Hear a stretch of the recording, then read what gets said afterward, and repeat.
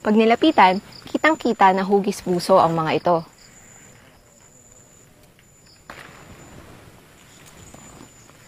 Pag nabasag ang mga puso, makikita yung dalawang seeds dito. Recorded na edible ang mga prutas ng kuwela. Tikman natin. Maasim-asim na medyo may pakla, pwedeng mahihalin tulad sa balat ng santol. Sa probinsya ng Bengkulu sa Sumatra, Indonesia, tinatawag ang kuwela na gonggang, at ang balat ng kahoy nito ay tradisyonal na ginagamit panggamot sa diarrhea at pagsusuka.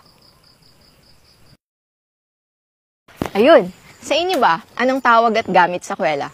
Kwento niyo sa comments below. Para together, we'll promote and mainstream Philippine biodiversity and natural heritage. Ako si Celine. Support my work by sharing this original video and not re-uploading it. See you sa next video! Bye!